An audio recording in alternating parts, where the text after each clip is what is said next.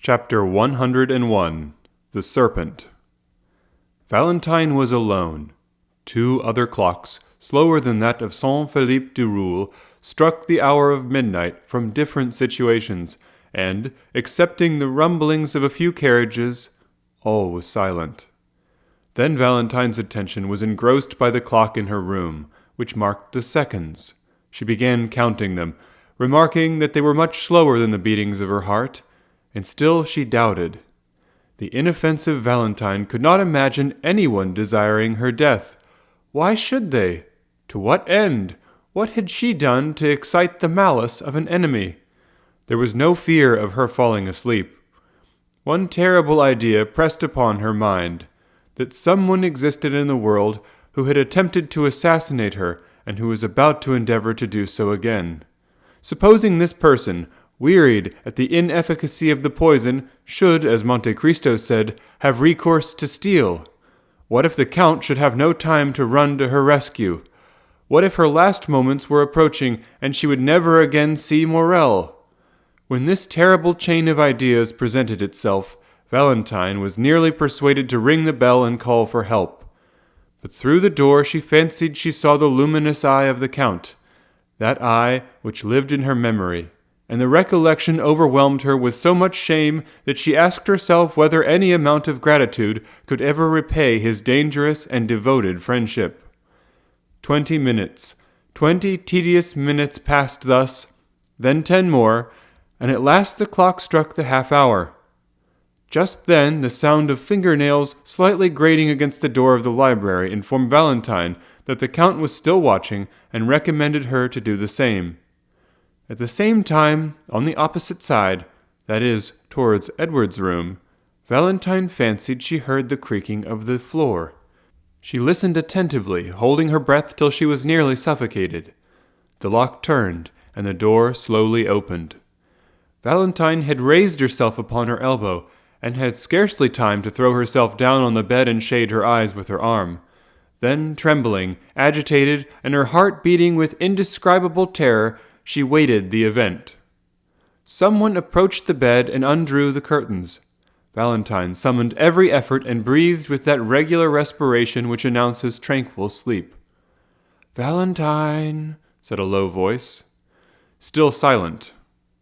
Valentine had promised not to wake. Then everything remained still, excepting that Valentine heard the almost noiseless sound of some liquid being poured into the glass she had just emptied. Then she ventured to open her eyelid and glance over her extended arm. She saw a female in a white dressing gown pouring a liquor from a vial into her glass. During this short time, Valentine must have held her breath, or moved in some slight degree, for the woman, disturbed, stopped and leaned over the bed, in order the better to ascertain whether Valentine slept. It was Madame de Villefort. On recognizing her stepmother, Valentine could not repress a shudder, which caused a vibration in the bed. Madame de Villefort instantly stepped back close to the wall, and there, shaded by the bed curtains, she silently and attentively watched the slightest movement of Valentine. The latter recollected the terrible caution of Monte Cristo. She fancied that the hand not holding the vial clasped a long, sharp knife. Then, collecting all her remaining strength, she forced herself to close her eyes. But this simple operation upon the most delicate organs of our frame, generally so easy to accomplish, became almost impossible at this moment, so much did curiosity struggle to retain the eyelid open and learn the truth.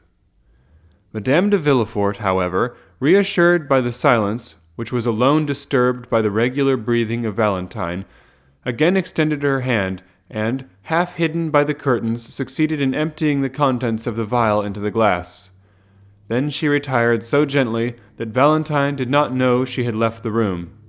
She only witnessed the withdrawal of the arm, that fair, round arm of a woman but 25 years old, and who yet spread death around her. It is impossible to describe the sensations experienced by Valentine during the minute and a half Madame de Villefort remained in the room. The grating against the library door roused the young girl from the state of stupor in which she was plunged, and which almost amounted to insensibility. She raised her head with an effort. The noiseless door again turned on its hinges, and the Count of Monte Cristo reappeared. "Well," said he, "do you still doubt?" "Oh," murmured the young girl, "have you seen?" "Alas!" "Did you recognize?" Valentine groaned. "Oh, yes," she said, "I saw, but I cannot believe." "Would you rather die then and cause Maximilian's death?" "Oh," repeated the young girl, almost bewildered, "can I not leave the house? Can I not escape?" "Valentine, the hand which now threatens you will pursue you everywhere. Your servants will be seduced with gold, and death will be offered to you disguised in every shape. You will find it in the water you drink from the spring, in the fruit you pluck from the tree." "But did you not say that my kind grandfather's precaution had neutralized the poison?" "Yes, but not against a strong dose. The poison will be changed and the quantity increased." He took the glass and raised it to his lips. "It is already done," he said. "Brucine is no longer employed, but a simple narcotic. I can recognize the flavor of the alcohol in which it has been dissolved. If you had taken that which Madame de Villefort has poured into your glass, Valentine, you would have been lost." "But," exclaimed the young girl, "why am I thus pursued?" "How?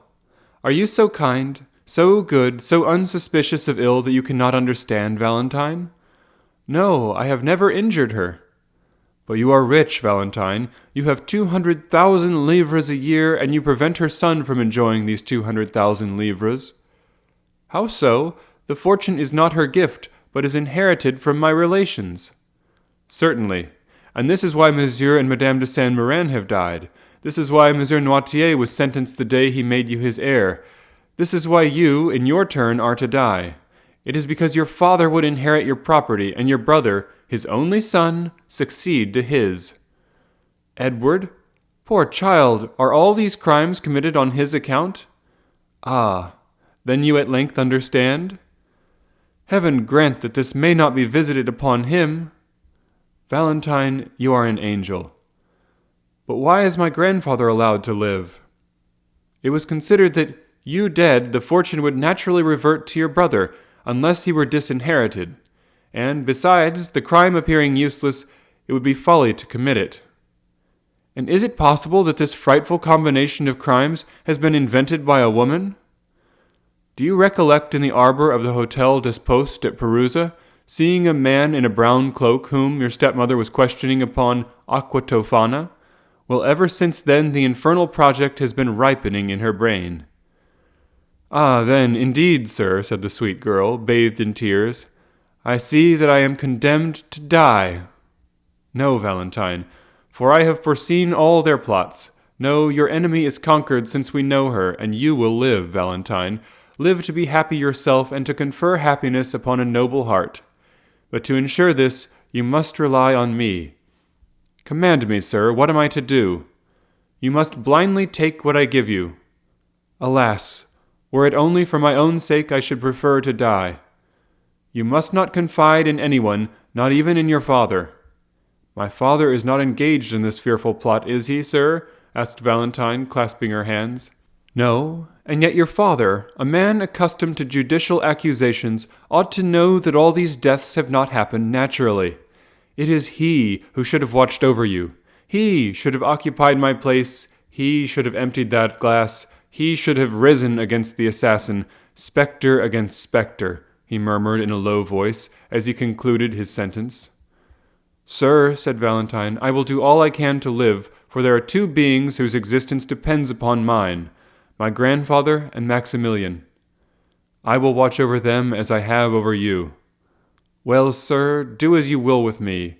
And then she added in a low voice, "Oh, heavens, what will befall me?" "Whatever may happen, Valentine, do not be alarmed. Though you suffer, though you lose sight, hearing, consciousness, fear nothing. Though you should awake and be ignorant where you are, still do not fear, even though you should find yourself in a sepulchral vault or coffin. Reassure yourself, then, and reflect.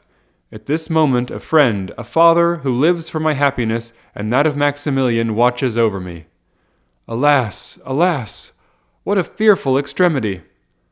Valentine, would you rather denounce your stepmother?" I would rather die 100 times. Oh yes, die. No, you will not die. But will you promise me, whatever happens, that you will not complain, but hope? I will think of Maximilian. You are my own darling child, Valentine. I alone can save you, and I will. Valentine, in the extremity of her terror, joined her hands, for she felt that the moment had arrived to ask for courage, and began to pray. And while uttering little more than incoherent words, she forgot that her white shoulders had no other covering than her long hair, and that her heart could be seen beating through the lace of her night-dress. Monte Cristo gently laid his hand on the young girl's arm, drew the velvet coverlid close to her throat, and said with a paternal smile, "My child, believe in my devotion to you as you believe in the goodness of Providence and the love of Maximilian." Then he drew from his waistcoat pocket the little emerald box, raised the golden lid, and took from it a pastille about the size of a pea which he placed in her hand. She took it and looked attentively on the Count. There was an expression on the face of her intrepid protector which commanded her veneration. She evidently interrogated him by her look. "Yes," said he. Valentine carried the pastille to her mouth and swallowed it. "And now, my dear child, adieu for the present. I will try and gain a little sleep, for you are saved." "Go," said Valentine. "Whatever happens, I promise you not to fear." Monte Cristo for some time kept his eyes fixed on the young girl, who gradually fell asleep, yielding to the effects of the narcotic the Count had given her. Then he took the glass, emptied 3 parts of the contents in the fireplace, that it might be supposed Valentine had taken it, and replaced it on the table. Then he disappeared, after throwing a farewell glance on Valentine, who slept with the confidence and innocence of an angel.